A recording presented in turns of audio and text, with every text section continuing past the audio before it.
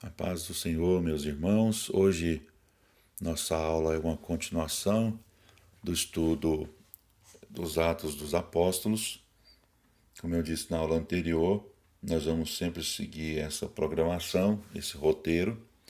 Na aula passada falamos um pouquinho sobre Atos, né? Até capítulo 8, onde nós falamos sobre a igreja, por causa da morte de Estevão, ela sai ali, né, de Jerusalém e vai para Samaria, Judéia, e hoje vamos dar continuidade aí, então, a esse estudo. Então a aula de hoje tem como esboço, né, a transição da igreja, capítulo 8 até capítulo 11, versículo 18 de Atos. Vamos falar sobre a pregação em Samaria, sobre o eunuco etíope, a conversão de Paulo e a pregação de Pedro. Esse é o chamado período de transição da igreja. Então vamos lá. A transição. A perseguição deflagrada na ocasião da morte de Estevão marcou uma profunda mudança na igreja. Até essa ocasião, os crentes tinham sido tolerados, ou então as detenções e os interrogatórios eram esporádicos. Os milagres, Atos capítulo 4, versículo 21 e 22, fala da cura do paralítico que ficava à porta formosa do templo. Então os milagres, né? E aqui cita a questão da cura do paralítico e a simpatia de que a igreja gozava diante das pessoas, tinham impedido o sacerdócio de tratar a igreja com violência. A acusação que Estevão fez contra a nação enraiveceu-os, fez com que eles ficassem muito irados, de tal maneira que não esperaram por qualquer procedimento legal e apedrejaram Estevão logo ali, conforme Atos 7, 54 a 60. Então, com isso, né, a igreja passou por um período de perseguição e os crentes saíram ali de Jerusalém e foram para Samaria e Judéia. Então vamos ver aqui sobre a pregação em Samaria. 2 dos 7 diáconos se destacaram: Estevão, que se tornou um apologista, e Filipe, que se tornou um evangelista. Então, expulso de Jerusalém, Filipe foi para Samaria, onde inaugurou uma campanha de pregação. A pregação de Filipe aos samaritanos foi um ato surpreendente para um judeu, porque os judeus e os samaritanos não se davam muito bem. A resposta foi admirável. Os samaritanos deixaram as suas superstições e creram em Cristo, conforme está lá em Atos capítulo 8. A missão de Filipe foi fortalecida pela ajuda de Pedro e de João, que visitaram Samaria para verem o que tinha sido realizado e terem a certeza de que os samaritanos tinham recebido o Espírito Santo. O eunuco etíope. Nesse contexto, o eunuco era funcionário da corte da Etiópia.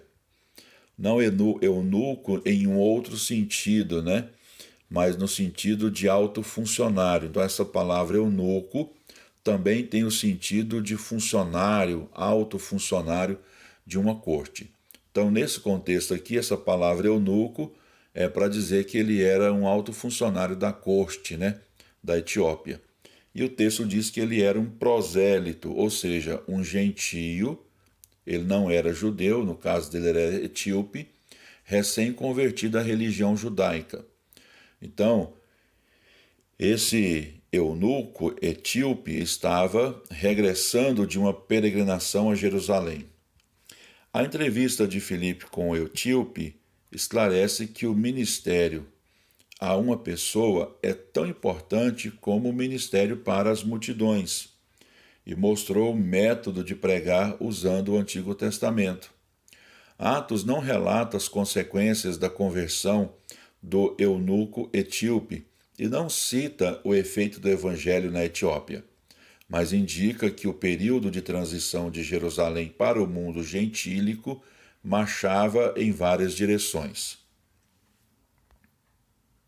nós temos aqui um mapa, né? Esse mapa fala sobre o ministério, né, de Filipe. Vamos aqui para o número 3, a conversão de Paulo. Saulo aparece pela primeira vez em Atos 8, versículo 1, quando ele consentiu na morte de Estevão. Em Atos, temos 3 narrações da sua conversão. Atos 9, essa narrativa da conversão de Paulo é do ponto de vista histórico de Lucas. Atos 22 e Atos 26. Essas 2 narrativas da conversão de Paulo são do ponto de vista do próprio Paulo. Saulo, que também se chamava Paulo, nasceu de uma família hebraica, natural de Tarso. Na próxima página nós temos lá a localização de Tarso no mapa, daqui a pouco eu vou mostrar para os irmãos. Era uma metrópole na Cilícia, situada a nordeste do mar Mediterrâneo. De Tarso partia uma estrada ao norte e a oeste através da Portas da Cilícia, que era um desfiladeiro montanhoso. As docas da cidade eram um centro de navegação. A Universidade de Tarso era notável pelos seus cursos de filosofia e medicina, e o templo de Esculápio, deus da medicina, na página 10 nós temos uma ilustração, servia de hospital e de clínica. Na página 11 desse estudo nós temos uma ilustração também aos estudantes de medicina. Então aqui nesse mapa, essa seta azul que eu coloquei aí indica ou mostra a localização de Tarso. Por isso que Paulo é chamado Paulo de Tarso. Nessa outra ilustração, nós temos aí a figura à direita, né, do deus da medicina, Esculápio, e à esquerda nós temos aí os símbolos da medicina, que é uma referência aí a Esculápio, deus da medicina. Reparem que o cetro que ele carrega, né, é bem semelhante aos símbolos da medicina, principalmente o símbolo à direita. Então nós temos aqui nessa próxima página o templo de Esculápio, bem no meio, né? Vou ver se eu consigo ampliar aqui para vocês verem. Esse aqui era o templo ao deus Esculápio.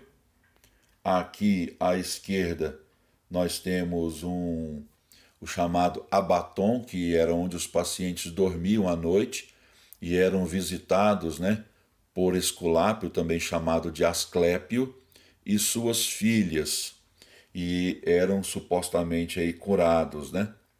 Então isso aqui é uma figura que mostra para a gente onde funcionava o centro de medicina e o templo do deus Esculápio ou Asclépio, né?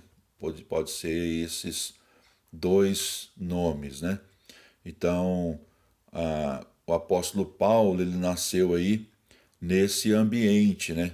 Haja vista aí que em Tarso tinha aí esses cursos de filosofia e medicina e o templo de Asclépio ou Esculápio, deus da medicina, e esse hospital, né, e clínica, e era fornecida aí para os estudantes de medicina. Bom, então Paulo cresceu nesse ambiente, né? Ou pelo menos era originário desse ambiente. Paulo foi educado dentro dos moldes judaicos, aprendendo a língua hebraica e as escrituras, a Bíblia hebraica que corresponde ao Antigo Testamento das nossas Bíblias, sendo ensinado também na arte de fazer tendas, conforme está lá em Atos 18 e versículo 3. Paulo falava 4 idiomas. Ele falava o hebraico, que é a língua das escrituras hebraicas, e era a língua oficial, né, usada nas reuniões litúrgicas ou religiosas.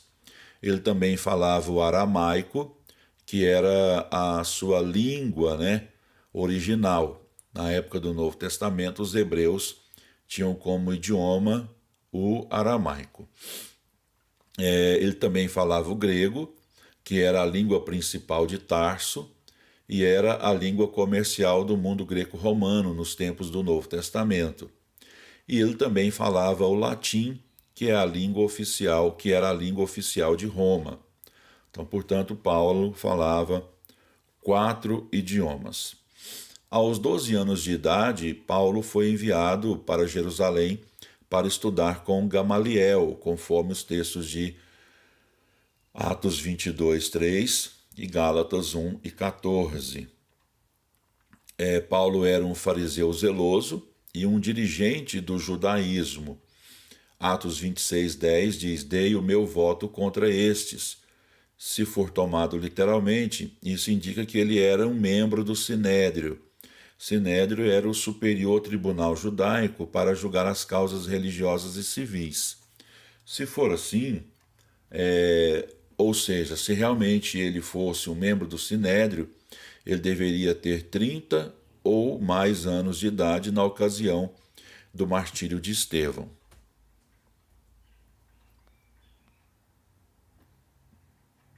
A conversão foi uma revelação do Cristo ressuscitado ao seu perseguidor. Paulo classificou a revelação do Cristo ressuscitado a ele como a última das aparições depois da ressurreição. Aí eu coloquei o seguinte, né? Não está aqui na página, eu esqueci de colocar. Lá em 1 Coríntios, capítulo 15, versículo 8, 1 Coríntios, capítulo 15, versículo 8, diz: e por derradeiro de todos, me apareceu também a mim como a um abortivo. Então, Paulo classificou essa última aparição do Cristo ressuscitado a ele como a última das aparições no Novo Testamento ou na história da igreja. Então, por último, o Cristo ressuscitado apareceu a Paulo. Deu-se num lugar perto de Damasco, acompanhada por uma luz mais brilhante do que o sol do meio-dia. Uma voz audível falou a Paulo, voz que fora ouvida pelos homens que o acompanhavam. Embora não tivesse entendido o que foi dito, Paulo sofreu efeitos físicos, foram observados por aqueles que o acompanhavam. Quando a voz lhe falou da luz resplandecente, a pergunta de Paulo foi: quem és tu? A resposta foi: eu sou Jesus. Seria para ele inacreditável se a sua experiência com Estevão o não tivesse preparado para isso. Paulo ficou cheio do Espírito para a sua nova tarefa. O ministério de Paulo começou imediatamente em Damasco. A Epístola aos Gálatas registra que Paulo visitou a Arábia por esse tempo. Fê-lo provavelmente entre o seu testemunho inicial nas sinagogas e a sua partida final de Damasco. A nova fé de Paulo levou-o a um conflito com seus colegas judeus de Damasco e, para sua segurança, fugiu da cidade. Em Jerusalém foi visto com desconfiança pelos discípulos. Apadrinhado por Barnabé, foi recebido pelos apóstolos. Manteve um programa de pregação entre os judeus helenistas, que é uma referência aos judeus de língua e cultura gregas. Foi grande o seu sucesso e tão violenta foi a reação contra ele que a igreja o enviou para Tarso, onde a oposição seria menor. Paulo era o escolhido de Deus como apóstolo aos gentios. A sua conversão foi parte da transição da igreja judaico-cêntrica de Jerusalém para a igreja gentílica do mundo romano. Então vamos ver aqui sobre a pregação de Pedro. Pedro alargou o seu ministério pela planície de Saron, onde concentrou suas atividades em Lida, Jope e Cesareia. Destaca-se neste período a conversão de Cornélio, centurião romano, que tinha o comando de um destacamento militar em Cesareia. Estava interessado no judaísmo, pois é chamado piedoso e temente a Deus com toda a sua casa. A direção de Deus conduzindo Pedro à casa de Cornélio é importante porque indicava que a salvação não era apenas para judeus e a conversão de Cornélio foi abertura aos gentios para o cristianismo. A resposta de Pedro, assim pois Deus também aos gentios deu o arrependimento para a vida, ensina que a transição da lei para a graça não foi um capricho de alguns dirigentes, mas foi impulsionada pelo Espírito, explanada pela pregação dirigida pelo Espírito e confirmada quando o Espírito desceu sobre os crentes gentios. O sermão de Pedro na casa de Cornélio é um excelente exemplo de pregação na idade apostólica. É um sumário histórico da vida de Cristo com ênfase na sua morte, ressurreição e vinda. O seu elemento novo é a universalidade. Atos 10, 43.